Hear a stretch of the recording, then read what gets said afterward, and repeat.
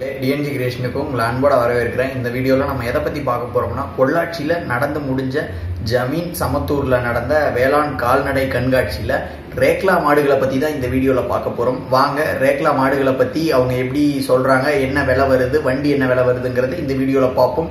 வாங்க வீடியோக்குள்ள போகலாம்.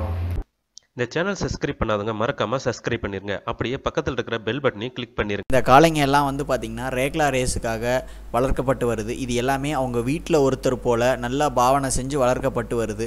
இந்த காளைங்க ரேஸுக்காக மட்டும் இல்லைங்க, சினிமாக்காகவும் படப்பிடிப்புகளுக்கு எடுத்து செல்லப்படுது. இந்த மாடுக பார்த்தீங்கன்னா நல்லா போஷாக்காக அவங்க பேச்சை கேட்குற மாதிரி நல்லா வளர்த்து வச்சுருக்காங்க. இவங்களோட தொடர்பு எண் மற்ற தகவல்கள் எல்லாமே வீடியோ தொடர்ந்து பாருங்கள், உங்களுக்கே கிடைக்கும். எத்தனை வருஷமா ரேஸ் போயிட்டு இருக்கிறீங்க? 3 வருஷமா. இந்த மாடுங்க இந்த இதில் வாங்கணும்னா என்ன விலை வரும்? 2 லட்ச ரூபா மாடுங்க மட்டும், ரேஸுக்கு பழகின மாடுங்க. இந்த வண்டி வாங்கினா என்ன ரேட்டுங்க வரும்? 80 ரூபா, 50 ரூபா. 2,50,000 ரூபா இருந்தால் ஒரு மாடு ரேஸுக்கு பழகி ஓட்டிக்கலாம். உழவு மாடு வாங்குறதுனா என்ன ரேட்டுங்க வரும்? ஜோடி 80,000. ரேஸ் மாடுனா 1,50,000 2 லட்ச ரூபா வரும். இன்னும் சின்ன கண்ணை வாங்கினா 40,000 ரூபாவில் 2 கன்று பால் மறந்த கன்று வாங்கி பழகிக்கலாம்.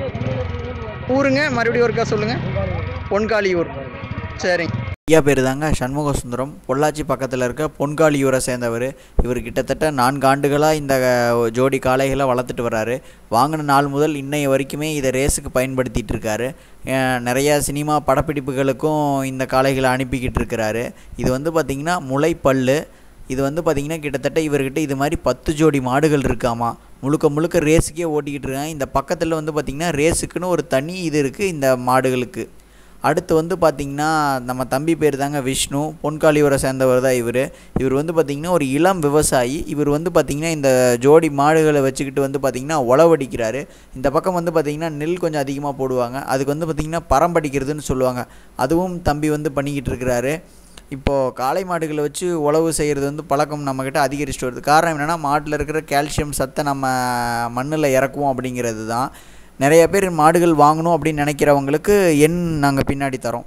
நீங்கள் காணொலியில் பார்த்துட்ருக்கிற மாதிரி தாங்க மாடுகளை வண்டியில் போட்டணும். ஒவ்வொன்றையும் ஒவ்வொரு பக்கம் நிறுத்தி வச்சு கழுத்துக்கு கயிறு கட்டணும். ஏன்னா ரேஸ் ஓட்டுறப்போ வண்டி விலகி போகாமல் இருக்கிற கயிறு கட்டுவாங்க.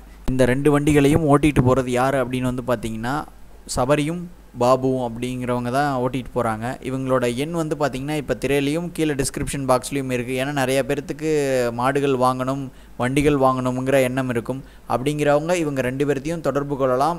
முழுக்க ரேக்லா ரேஸுக்குள்ள ஊறி போன 2 பேர்னு சொன்னால் அது இவங்க 2 பேர். பார்த்திங்கன்னா கண்காட்சியில் 10 முதல் 15 பேர் அமர்ந்து போகக்கூடிய மாட்டு வண்டி ஹேண்ட் பிரேக் வசதியோட காட்சிக்கு வச்சுருந்தாங்க. இதுவும் ஒரு மாற்றம் நல்லா பிடிச்சிருந்துச்சுன்னு வச்சுக்கோங்களேன்.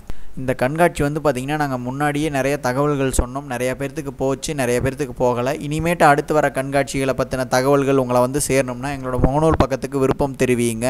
இந்த காணொலி உங்களுக்கு பிடிச்சிருந்ததுன்னா லைக் பண்ணுங்கள், ஒரு விருப்பம் தெரிவிங்க, கருத்துக்களை கமெண்ட்டாக பதிவு பண்ணுங்கள், உங்கள் நண்பர்களுக்கு எடுத்துகிட்டு போகிறதுக்கு ஷேர் பண்ணுங்கள். மறக்காமல் எங்கள் சேனலை சப்ஸ்கிரைப் பண்ணி விடுங்க. எங்கள் முகநூல் பக்கத்துக்கு ஒரு விருப்பம் தெரிவிங்க. நன்றி, வணக்கம்.